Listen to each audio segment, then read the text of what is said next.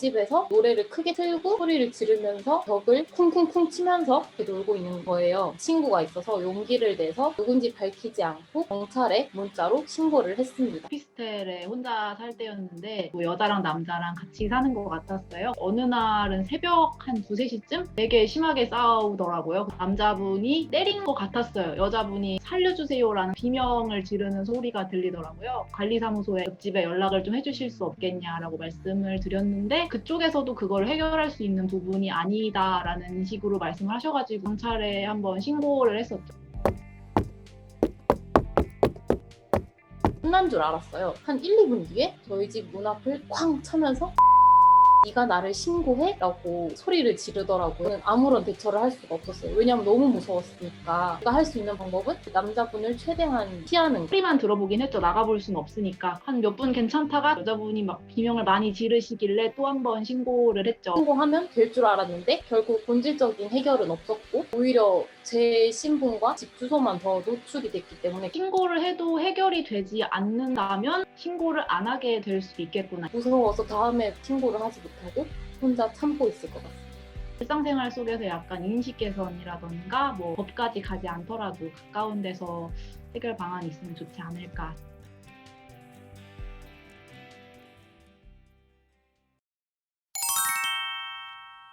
안녕하세요. 저는 이예현 변호사입니다. 많은 사람들이 층간소음이 일어나면 답답한 마음에 직접 찾아가곤 하시는데요. 결론부터 말씀드리자면 직접 찾아가는 것은 괜찮지 않습니다. 왜냐하면 상대방이 주거 침입으로 신고를 할 수도 있고요. 그리고 항의를 하는 과정에서 폭행 같은 사건이 발생할 수도 있기 때문입니다. 7년 전 법원은 층간소음 갈등을 겪던 위층 주민이 아래층 주민을 상대로 낸 접근 금지 가처분 신청에서 허용되는 층간소음 항의의 방법을 제시한 적이 있습니다.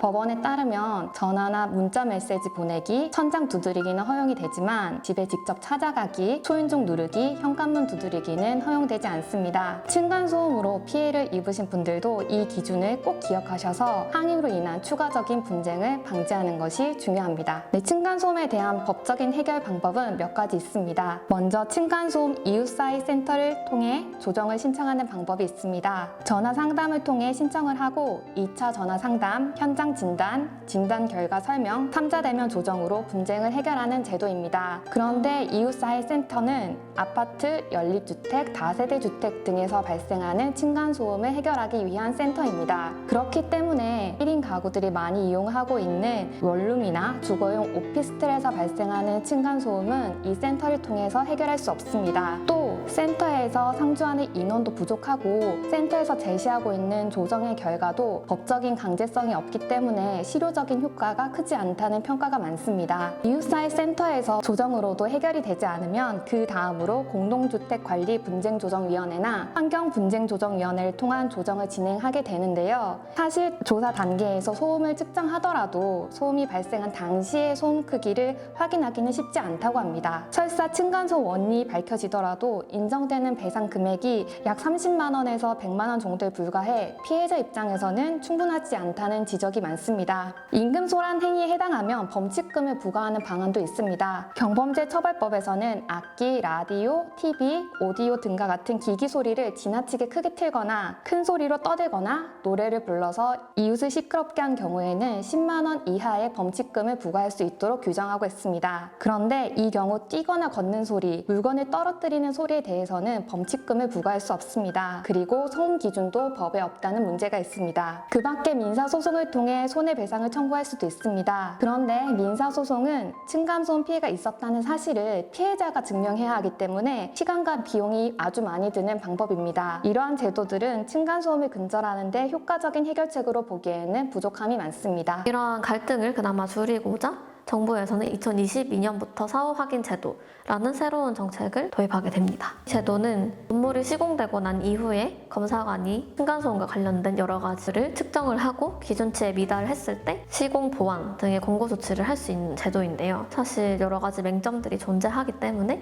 실효성이 있는가에 대해서는 조금 더 지켜봐야 할 것 같습니다.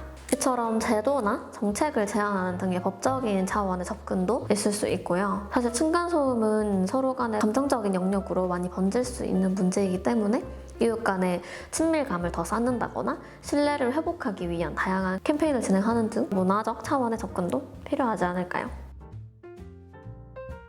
층간소음을 위한 실질적인 해결 방법이 무엇이라고 생각하시는지 댓글로 의견을 공유해 주시면 감사하겠습니다.